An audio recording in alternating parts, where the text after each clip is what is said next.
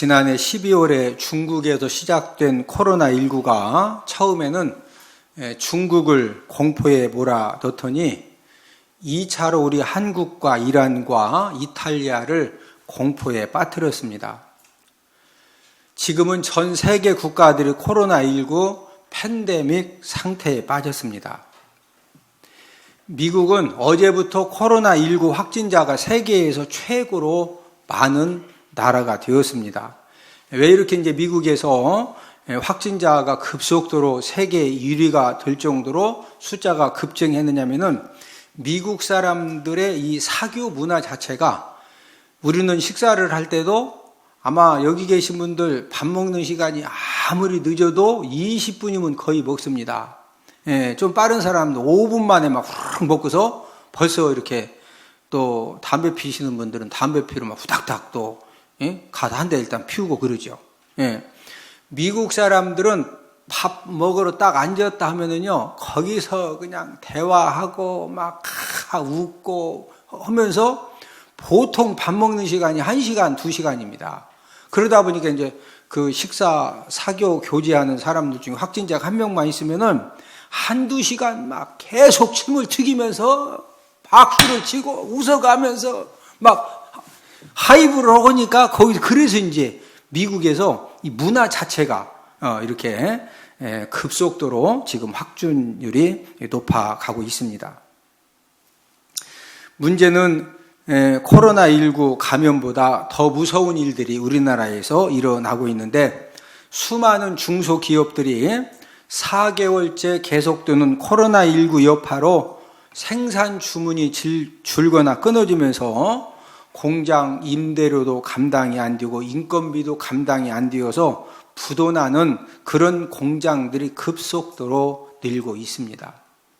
또 식당을 운영하시는 분들을 비롯해서 정말로 많은 분들이 이렇게 나가보면은 너무너무 힘들어하고 이제 문을 닫는 그런 이제 가게들이 점점 늘어나고 있는 것을 우리는 삶 속에서 많이 보게 됩니다.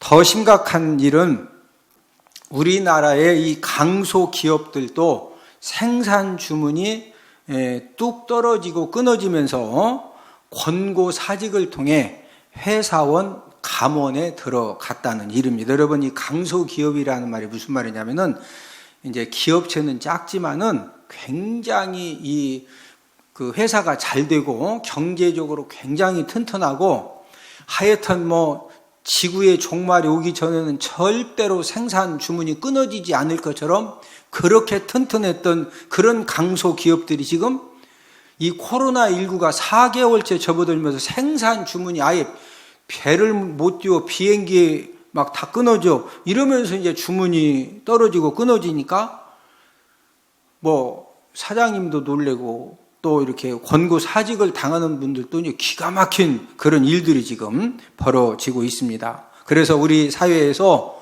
많은 사람들이 이렇게 말합니다. 코로나19보다 더 무서운 것이 바로 직장에서 해고를 당하는 일이다. 특별히 50대 이상 되신 분들이 직장에서 해고를 당하면은 지금 젊은 사람들도 일자리 찾기가 어려운데 50대, 60대 해고를 당하면은 정말로 다시 양질의 좋은 일자리를 찾는다는 것은요, 진짜 너무너무 힘들고 어려운 그런 상황이기 때문에 뭐 진짜 답답한 정도가 아니라 기가 막힌 그런 일들이 지금 우리 사회에서 수없이 벌어지고 있습니다. 코로나 광풍은 지금 경제, 사회, 교육 모든 분야에서 강하게 불고 있는데 그 코로나의 광풍은 교회에도 강하게 불고 있습니다. 지난주는 서울 구려구에 있는 만민중앙교회에서 코로나19 감염자들이 또 6명이 생겼습니다. 질병본부와 뉴스 채널에서는 만민중앙교회가 이단교회라는 사실은 말하지 않습니다. 그냥 계속적으로 만민중앙교회, 만민중앙교회, 만민중앙교회, 그래서 교회가 예배드리는 일을 자제해야 되고 절제해야 되고 계속 이렇게 이제 홍보를 하는데 우리가 이제 굉장히 예배 드리는 것도 사회적인 거리를 두고 모든 부분들을 우리가 철저히 지켜야 되겠는데, 이제 문제는 만민중앙교회가 집단 감염 6명이 되면서 그 교회가 이단 교회라는 사실을 말하지 않는 것 때문에 불신자들은 교회 예배에 대해서 더 부정적인 생각을 갖게 되고, 우리 일반 교회 성도님들도 교회 예배에 대한 그런 두려운 생각을 갖게 될 그런 확률이 점점 높아져 가고 있습니다. 왜 우리 한국의 사이비 교회들, 이단 교회들에서 이렇게 집단 감염 사건이 많이 일어나느냐 하면은, 이들은 정상적인 예배를 드리지 않기 때문에 자신들이 예배 드리는 모습을 다른 사람들이 보는 것을 절대 원하지 않습니다. 그러다 보니까 밀폐된 공간에서 이제 예배를 드리고, 또 그러면서 그 밀폐된 공간에서 예배를 드릴 뿐만 아니라, 사이비와 이단들의 특징은 장시간 동안 접촉한 상태, 여러분 신천지라든지 이렇게 보셨죠?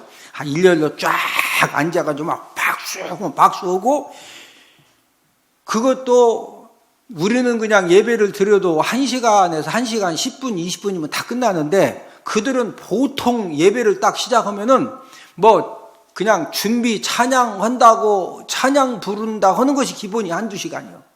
그리고 우리처럼 이렇게 막 예배 시간이 길다고, 왜 이렇게 목사님 예배 시간이 설교가 너무 길어요, 그런 얘기 했다가는요 14만 4천에 못 들어갑니다. 그러니까 예배를 5시간 드려도 14만 4천에 들어가야 되니까, 그런 말 하면 된다 안 된다? 안 돼요. 그러다 보니까 이제 이런 그 사이비 교회들, 이단들에서 이런 이제 집단 감염자들이 늘고 있는 겁니다. 지금 지난주에 만민중앙교회 이제 이단 교회인데, 거기 이제 그 담임 목사가 이재롱 목사라고, 여러분 TV에서 여러 번 이렇게 보신 그런 기억이 있을 텐데, 이재롱 목사는 그 치유 역사를 강조하는 이단 교회 교주입니다.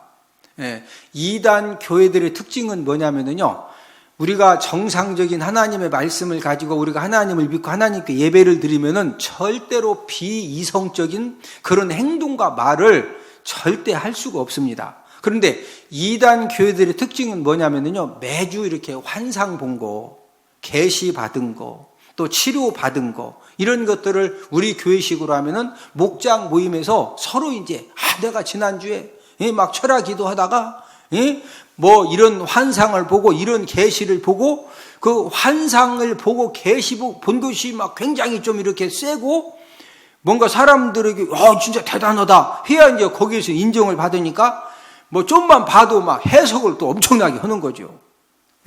그래서 이제 뭐 환상 보고 계시 받고 뭐 이런 것들을 또 이제 이렇게 목장별로 보고를 받아가지고 전교인들 앞에서 간증을 시키니까, 그 이단에 빠지고 사이비에 빠지면은요, 그 막 환상 보고 계시 보고 뭐 그냥 그 초자연적인 뭘 경험해 보려고 막 이렇게 이제 더 모여가지고 이렇게 집중적으로 이제 공부하는 일에, 기도하는 일에 또 이렇게 이제 빠져 들어가게 되어 있습니다.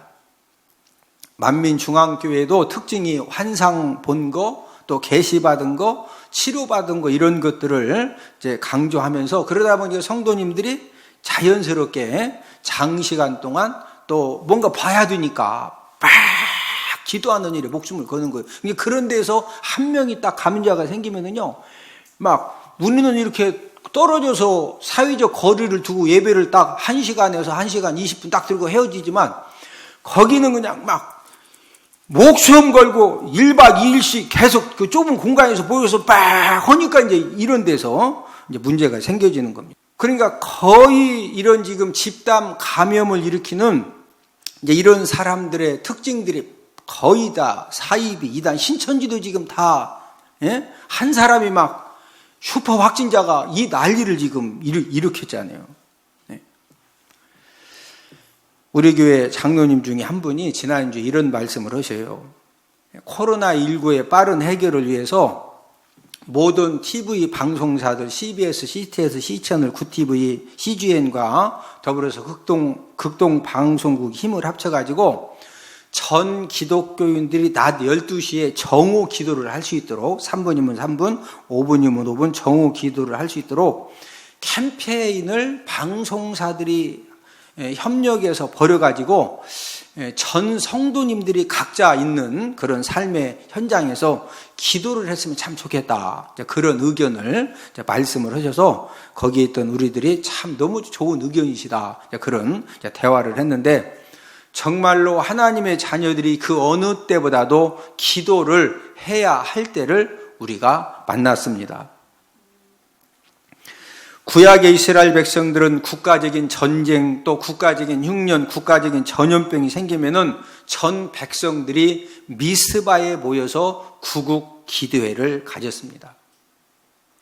우리 한국 교회도 국가적인 6.25 전쟁이라든지 IMF라든지 또 사스 사건, 메르스 이런 사건이 있었을 때는 전 교회들이 자발적으로 우리가 진짜 국가적으로 기도해야 된다. 그래서 교회들마다 특별 기도회 현수막을 걸어놓고 전 성도님들이 함께 모여서 하나님의 도우심을 구하는 국가적인 그런 위기와 환난 가운데 하나님 아버지가 정말로 도와주셔야 됩니다. 그래서 우리가 전 교회들이, 전 성도님들이 하나님의 도우심을 구하는 기도를 했습니다. 코로나19의 국가적인 재난, 이 세계적인 재난으로 교회들이 특별 기도회를 해야 하는데 코로나19의 광풍이 얼마나 센지 교인들이 함께 모이는 것 자체가 힘들고 어렵기 때문에 전혀 지금 교회들이 특별 기도회라 이런 것들을 전혀 하지 못하고 있는 그런 상황입니다. 오늘 본문의 예수님의 제자들은 예수님과 함께 배를 타고 갈릴리 바다를 건너다가 갑작스럽게 광풍을 만났는데 오늘 본문 마가복음 4장 37절을 함께 읽습니다. 시작. 큰 광풍이 일어나며 물결이 배에 부딪혀 들어와 배에 가득하게 되었더라. 갑자기 큰 광풍이 일었는데 그 광풍의 특징이 뭐냐면요, 엄청난 파도가 치면서 그 물들이 배에 들어와 가지고 배에 물이 가득해서, 여러분 사람은 12명이 예수니까 13명입니다. 거기에 배에 물이 가득 차가지고 막 파도는 광풍, 이 미친 바람이 불어가지고 막 넘실거리는데 배가 확 뒤집어지면은 헤엄쳐서 육지까지 가요, 죽어요? 그냥 뭐 꼼짝없이 죽어야 됩니다. 예? 지금처럼 핸드폰이 있어가지고, 예? 지금 막 해양청에 전화해가지고 여기 지금 막 배가 지금 뒤집어졌는데 나 보트 타고 있는데 나 좀 살려달라고? 그 당시에 핸드폰 있어요, 없어요? 없어요. 구조선도 못 옵니다. 여러분, 광풍이라고 하는 것은 큰 광풍이 일어나면 그랬는데 광풍은 미칠 광자 바람풍자예요. 바람이 부는데 세게 부는 것이 아니라 딱 보니까 제자들이 딱 봤더니 이 바람이 막 미치게 부는 거예요. 미치게. 배가 막 확 뒤집어지면은 다 어떻게 해야 된다? 죽어야 돼요. 근데 광풍은 미친 바람인데 그 앞에 무슨 자가 붙었어요? 큰 광풍.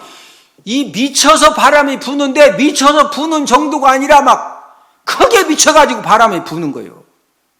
예? 이 큰 광풍이 얼마나 엄청난지 그 제자들을 꼼짝없이 죽을 수밖에 없는 그 죽음 상황까지 몰고 간 겁니다. 자, 본문 38절을 함께 읽습니다. 시작.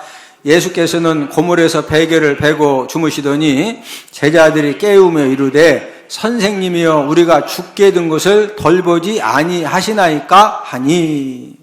막 예수님을 깨우면서 우리가 뭐하게 된 거? 뭐하게 된 거? 죽게 된 것을 돌보지. 지금 이 죽기 일보 직전까지 간 거예요. 우리는 이렇게 한번 생각해 볼 수가 있어요. 그러면은 배를 출발하기 전에 큰 광풍 만날 것을 전혀 예측을 못해서 배가 출발을 했을까? 예? 우리 이렇게 서해안에 파도가 5m 지금 예상이니까 배 나가지 마라. 예? 남해안 바다에 파도가 뭐 4m 하니까 고기 잡을 배 나가지 마라. 전부 다 일기예보 해주죠. 그 당시에는 일기예보 해줘야 안 해줘요? 안 해줍니다. 그리고 일기예보도 안 해주지만은 갈릴리 바다의 그 지형 특징 때문에 배가 출발할 때는 분명히 절대로 바람이 불 것 같지 않은데 이 갈릴리 바다 지형 자체가 배가 출발할 때는 절대로 바람이 하여튼 예수님의 이름으로 100% 안 일어난다고 생각을 했는데 갑자기 아무도 예측 못하게 이렇게 이제 이런 광풍이 생겨지는 이유는 갈릴리 지형은 히트 아일랜드라는 특징을 가지고 있는데 일반 땅보다도 수면이 낮은데 얼마나 낮으냐? 지중해 해면보다도 212m가 낮습니다. 거기에다가 주변에는 높은 또 산들이 있습니다. 그러다 보니까 기온 변화가 심해서 출발할 때는 분명히 예수님의 이름으로 100% 바람이 분다 안 분다? 안 분다. 그런데 갑자기 10분 만에 20분 만에 산 위 공기가 급속히 냉각이 되면서 이 갈릴리 바다를 뒤덮을 만한 광풍이 갑자기 생겨서 불게 되는 그런 특징을 갈릴리 바다가 가지고 있습니다. 그래서 예수님 제자들뿐만 아니고 예수님 제자들이 예수님 제자가 되기 전까지 갈릴리 바다에서 뭐 했던 제자들이요? 고기 잡던 제자들입니다. 그 제자들도 이런 갑작스러운 큰 광풍이 생겨서 지금 막 배를 뒤집어 놓을 정도로 이런 지금 위험 상황을 예측할 수 있었다 없었다? 절대로 예측할 수가 없었습니다. 갈릴리 바다는 우리들의 인생 바다와 비슷합니다. 저와 여러분들이 인생의 배를 운전하고 인생의 바다를 우리가 항해하는 가운데 있는데 저와 여러분들이 인생의 배를 내가 운전하고 인생의 바다를 항해를 하다 보면은 우리의 삶 가운데 크고 작은 그런 문제들을 수없이 갑작스럽게 우리들도 만납니다. 때로는 오늘 본문의 제자들처럼 작은 문제가 아니라 큰 고난의 광풍, 큰 문제의 광풍을 저와 여러분들이 갑작스럽게 만날 수도 있습니다. 오늘은 코로나의 광풍이라는 그런 제목을 가지고 우리가 함께 은혜를 나누기 원하는데 첫 번째는 광풍은 누구에게나 불어온다는 특징을 갖고 있습니다. 우리는 인생을 살면서 가끔 정말로 안타까운 그런 사건들을 많이 접하고 목격을 하게 되는데 정말 믿음 좋고 신실하신 장로님이 심장마비로 갑자기 돌아가시는 그런 경우들도 우리가 접하게 됩니다. 그렇게 되면은 온 가족들과 친척들과 교회 성도님들이 신앙의 회의에 빠지는 겁니다. 저렇게 믿음이 좋으시고 신실하시고 앞으로 해야 할 일도 많으신데 하나님 아버지가 정말로 전능하시다면은 아니 맨날 술 먹고 그냥 맨날 꼴통 죽이고 맨날 아주 사회적으로 가정적으로 국가적으로 진짜 여러 사람들 힘들게 하는 박사방이라든지 뭐 이상한 방 많더만 뭐 N방이 뭐니 이런 사람들이나 그냥 후딱후딱 좀 데려가시지 왜 믿음 좋고 신실하시고 할 일 많은 장로님은 전능하신 하나님이 왜 심장마비를 안 지켜주시고 왜 하나님이 데려가시느냐 이거예요. 그렇게 여러분들에게 질문하면 여러분 뭐라고 답변하실래요? 여러분 우리가 인생을 살다 보면은 우리의 이성과 논리를 가지고 이해할 수 없고 답변할 수 없는 그런 기가 막힌 문제의 광풍, 고난의 광풍들을 우리들도 만날 수가 있고 세상 사람들도 만날 수가 있다는 것입니다. 여러분 인생 삶의 이 고난의 광풍은 어떤 특징을 가지고 있느냐? 이 고난의 광풍은 사람의 영역이 아닙니다.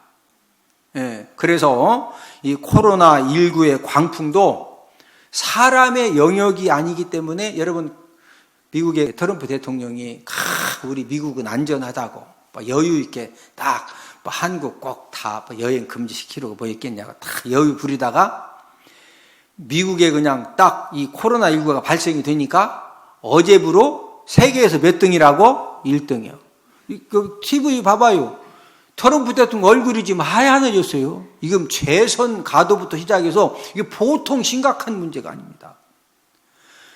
전 세계적으로 아무리 권력 있는 대통령도 능력 있는 정치인도 그 수술을 잘하는 의사도 코로나19의 광풍을 사람의 힘으로 지금 해결된다 안 된다? 안 되는 겁니다.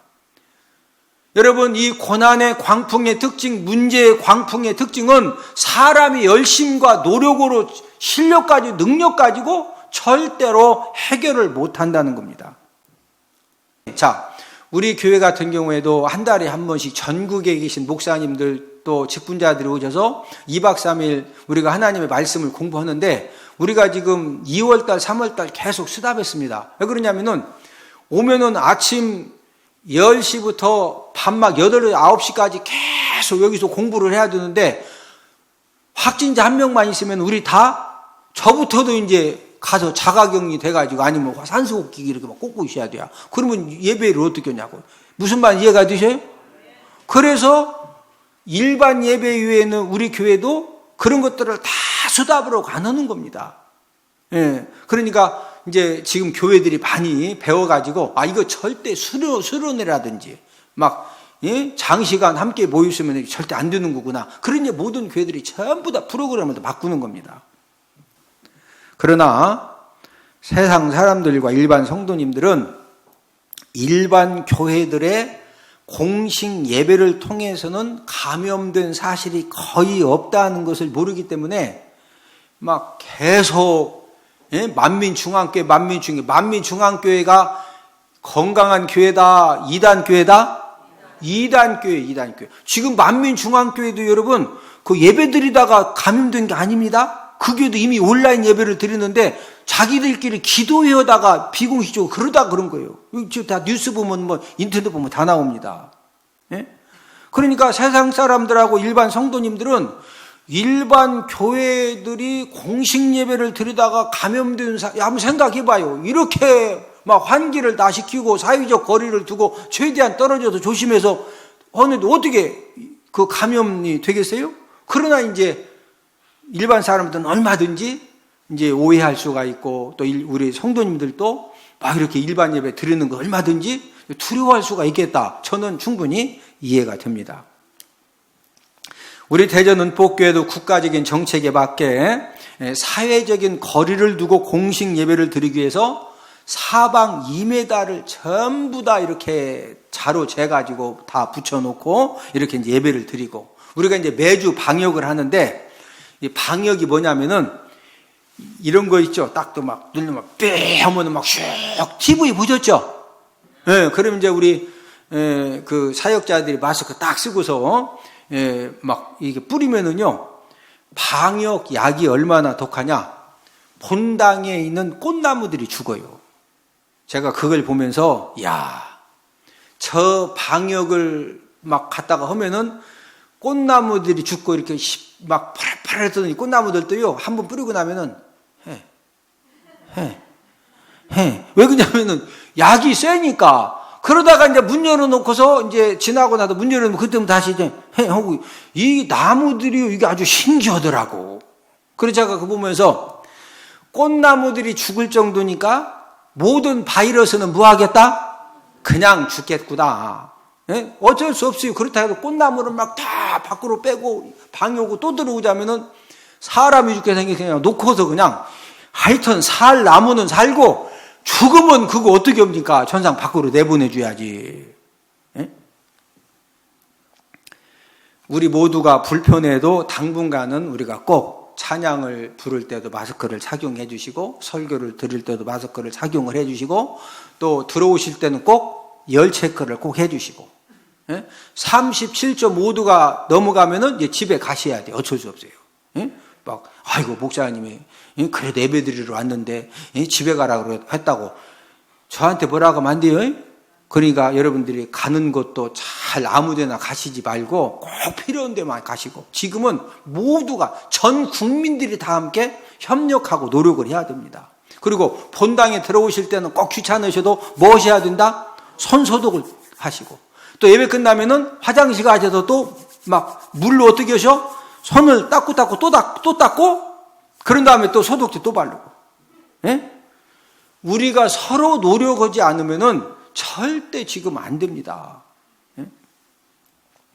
우리 교회가 사회적 거리를 맞추어서 예배를 드려보니까 정말로 중직자들과 직분자들과 이 성도님들의 많은 헌신과 협력과 수고를 해줄 때 이게 참 가능하겠다, 이런 것들을 많이 경험을 해봅니다. 인터넷 영상 예배가 장기화가 되어 가면서 현장 예배의 소중함과 중요성을 일반 성도들이 참 경험하는 그런 기회가 되었으면 참 좋겠다. 그래서 어떤 분들이 이런 고백들도 해요. 아예 그냥 그 현장 예배를 전혀 드리지 못하는 분들은 이게 한 2주면 끝날 줄 알았는데 벌써 지금 한 달이고, 국가적으로는 다음 주까지 막 진짜 교회들이 협조해 주세요. 예? 막 하지만은 제가 볼 때는 다음 주까지 끝날 일이 아닙니다. 예? 분명히 장기화 되지, 이게 다음 주까지 국가적으로는 막 4월 5일, 4월 5일 했는데 다음 주 가면 끝날 것 같아요? 제가 볼 때는 절대 점점 지금 상황이 세계적으로는 더 심각해지고, 중국처럼 그냥 화끈하게 아무 비행기 못 와. 우리나라 사람도 못 와. 여기 꼼짝 마. 이렇게 해도 안 돼요. 그게 쉽지 않아. 이게 코로나19가 이게 만만하지 않다니까요. 네?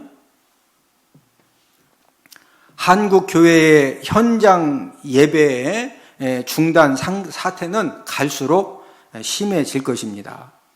이 말은 영적으로 예배 실패자를 만드는 최고의 광풍이 지금 우리 한국 교회를 비롯해서 전 세계 교회에 불기 시작을 했습니다.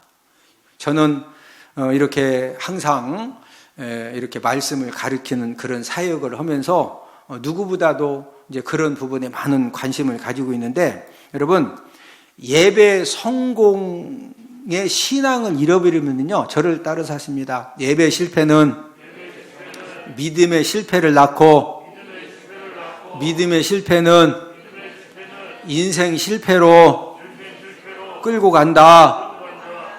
지금 보통 심각한 상황이 아닙니다. 우리가 각자 처해 있는 처소에서 우리가 하나님 아버지와 함께 코로나19가 빨리 잠잠해지고 해결되어지는 그런 백신과 치료제가 개발될 수 있도록 우리가 함께 기도해야 될 줄로 믿습니다. 마지막으로 광풍을 이기는 비결에 대해서 이제 알아보겠는데, 예수님 제자들 가운데 갈릴리 바다에서 평생 고기 잡던 어부 출신이 대표적으로 4명입니다. 베드로, 안드레, 요한, 야고보죠. 그래서 이 광풍을 처음 만났을 때는 자신들의 경험과 자신들의 능력을 가지고, 왜 그러냐면은 평생을 그 바다에서 고기를 잡았거든요. 그리고 그런 유사한 그런 갑작스러운 광풍 경험도 여러 번 있었기 때문에 어느 정도 이 제자들이 자신감이 있었습니다. 그래서 다른 제자들에게 가장 중요한 것은 균형을 잡아야 돼. 무섭다고 막 아버지 하고서 한쪽으로 싹 몰리면은 돛담배는 훅 뒤집어지는 거예요. 출렁거리면 첫 번째 뭐 잡아야 된다? 균형을 잡아야. 한쪽으로 쏠리면 뒤집어지는 거예요. 균형. 막 제자 되면 야! 가른유라! 균형! 막 균형을 잡고 해봤는데 바람이 미쳐서 부는데 이게 된다 안 된다? 안 되는 거예요. 여러분, 이 제자들이 언제까지 예수님을 안 깨우느냐? 죽음 일보 직전까지 예수님을 안 깨우고 자기들이 한번 해보려고 한 겁니다. 자, 우리 본문 37절을 한 번 더 읽습니다. 시작. 큰 광풍이 일어나며 물결이 배에 부딪혀 들어와 배에 가득하게 되었더라. 배에 물이 가득해서 뒤집어지기 일보 직전까지 예수님을 깨웠다 안 깨웠다? 안 깨웠다.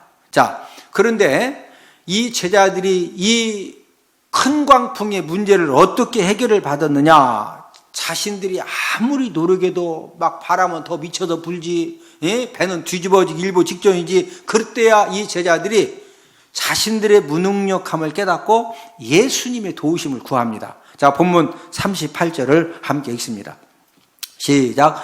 예수께서는 고물에서 베개를 베고 주무시더니 제자들이 깨우며 이르되 선생님이여 우리가 죽게 된 것을 돌보지 아니하시나이까 하니.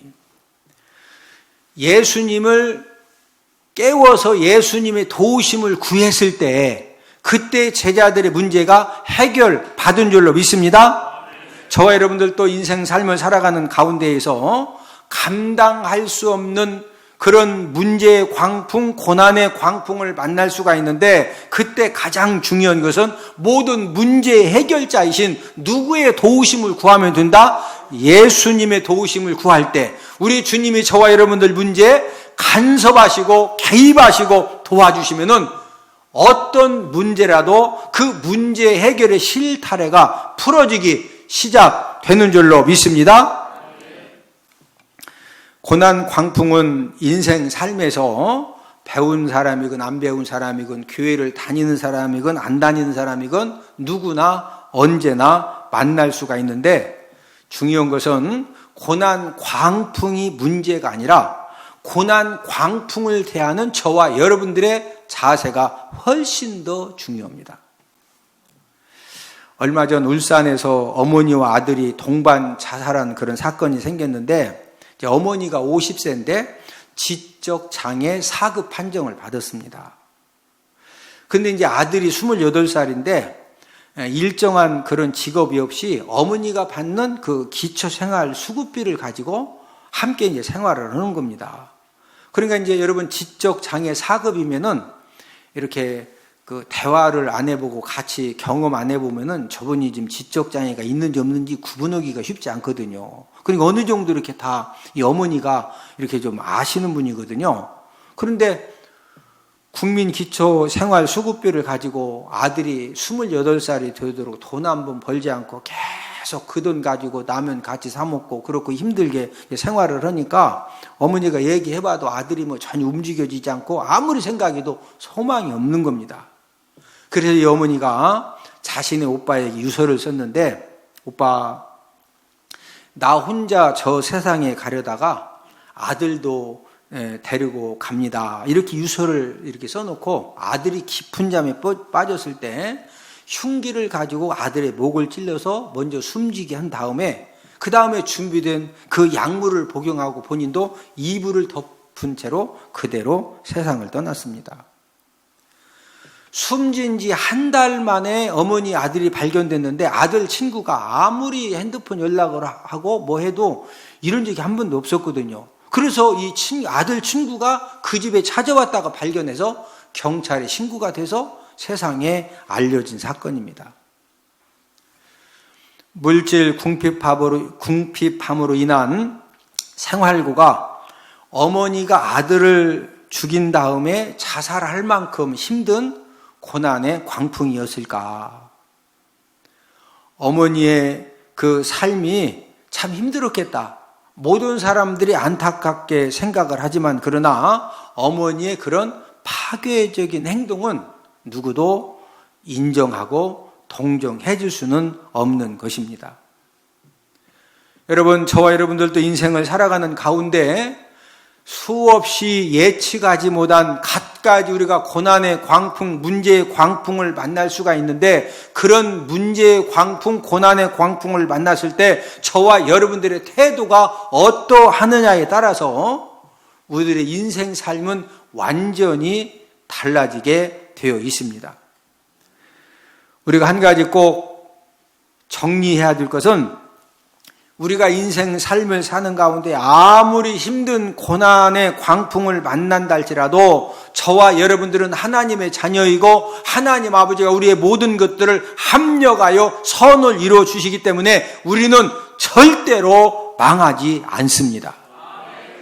고난 광풍을 만났을 때 그 고난 광풍 때문에 때로는 그 엄청난 것을 다 잃어버리기도 하고 고통스럽고 힘은 들어도 저와 여러분들이 그 고난 광풍 가운데 하나님의 도우심을 구하고 하나님의 은혜를 구하면은 하나님 아버지는 그 고난의 광풍을 통해서 저와 여러분들을 훈련하시고 연단하시고 성숙시켜 주시어서 저와 여러분들의 삶 가운데 합력하여 선을 이루어 주시는 하나님의 놀라운 승리의 역사와 축복의 역사를 하나님 아버지가 일으켜 주시는 줄로 믿습니다. 여러분, 성경의 위대한 축복자들 요셉, 다윗, 다니엘, 이들의 공통점이 무엇입니까? 한결같이 이들은 고난의 광풍 속에서 인생의 축복의 꽃을 피운 그런 사람들입니다. 인생의 성공과 실패는 인생의 순탄함과 형통함에 있는 것이 아닙니다. 저와 여러분들이 어떤 고난의 광풍을 만난다 할지라도 절대로 우리가 원망하지 않고, 무하지 않고, 원망하지 않고, 막 하나님을 원망하고, 부모님을 원망하고, 시대를 원망하고, 사람을 원망하고, 이런 사람은 절대 축복의 꽃을 피울 수가 없어요. 어떤 고난의 광풍을 만나도 원망하지 아니하고, 좌절하지 아니하고, 포기하지 아니하고, 하나님의 도우심을 구하면서 끝까지 하나님의 은혜를 구하면은 하나님 아버지가 합력하여 저와 여러분들의 삶 가운데 신비하고 멋진 인생의 꽃을 하나님 아버지가 피워 주실 줄로 믿습니다. 마지막으로 예수님은 제자들이 큰 광풍을 만나서 죽게 된 상황을 모르시고 제자들이 깨우기 전까지 계속 주무시고 계셨을까? 여러분들 어떻게 생각하십니까? 예수님은 다 뭐하고 계셨다? 알고 계셨다. 그런데 왜 가만히 계셨느냐? 누가 도와달라고 할 때까지 그냥 계셨다? 제자들이 도움을 요청할 때가 그냥 알고 전능하신 예수님이 지금 생각해봐요. 배에 물이 가득 차서 예수님도 물속에서 주무시는데 그걸 모르겠어요? 알지만 제자들이 도움을 요청할 때까지 그냥 계시는 거예요. 제자들이 예수님을 깨우면서 우리가 지금 죽게 됐는데 돌보지 아니하시고, 지금 말 한마디만 써놨지만 지금 생각해봐요. 막 죽게 된 제자들이 말을 점잖게 했겠어. 막, 야 선생님, 우리 지금 다 죽게 생겼는데 잠이 와요. 물속에서 빠져가지고 잠이 오셔요. 우리 다 이렇게 이해되셔? 저 점잖은 잔말이 써놨지만 진짜는 12명이 생각해봐요. 막 오줌 싸고 어떤 제자는 잘못하면 진짜 뭐도 쌀 수 있다니까? 근데 그냥 예수님한테 얘기했겠냐고. 그러나 예수님은 예수님의 도우심을 구할 때가 그냥 계신 거예요. 제자들이 도우심을 딱 구하자마자 그 즉시로 예수님이 이 광풍 문제를 해결해 주시는데 본문 39절을 함께 있습니다. 시작. 예수께서 깨어 바람을 꾸짖으시며 바다들을 이르시되 잠잠하라 고요하라 하시니 바람이 그치고 아주 잔잔하여 지더라. 제자들이 흔들어 깨우자마자 예수님이 벌떡 일어나셔서 누구를 꾸짖으셨다? 바람을 꾸짖으셨어요. 그런 다음에 바다들을 뭐해라? 잠잠하라 고요하라. 그 말씀 딱 떨어지자마자 뭐가 그쳤다? 바람이 그치고 아주 뭐해졌다? 잔잔하여 지더라. 저와 여러분들의 삶 속에서 어떤 우리가 큰 문제의 광풍, 고난의 광풍을 만나도 예수님의 도우심을 우리가 구하면서 예수님의 역사를 사모하면서 우리가 주님을 흔들어 깨울 때 우리 주님은 저와 여러분들이 어떤 문제의 광풍, 고난의 광풍 속에서도 우리 예수님이 건져주시고 책임져 주시고 붙들어 주시고 합력하여 선을 이루어 주실 줄로 믿습니다. 무엇보다도 우리가 코로나19의 이 고난의 터널은 너나 나나 할 것 없이 모든 사람들이 다 통과해야 되는 그런 이 코로나19의 광풍입니다. 우리가 이런 시기를 맞이해서 더욱더 우리가 삶의 현장에서 또 기도의 시간마다 우리가 하나님 아버지 앞에 정말 우리가 합심해서 하나님의 도우심을 구하는 가운데 지금은 이 코로나19의 광풍 때문에 너무나도 힘들고 어려운 그런 지금 시간들을 보내고 있지만은 나중에 이 모든 것들을 통해서 우리가 이런 은혜를 받았다고, 나는 우리 가정이, 우리 사업장이, 내 인생에 이런 축복이 있었다고, 그런 간증이 만들어질 수 있는 그런 생명력 있는 저와 여러분들의 신앙과 믿음이 되기를 주님 이름으로 축복을 드립니다.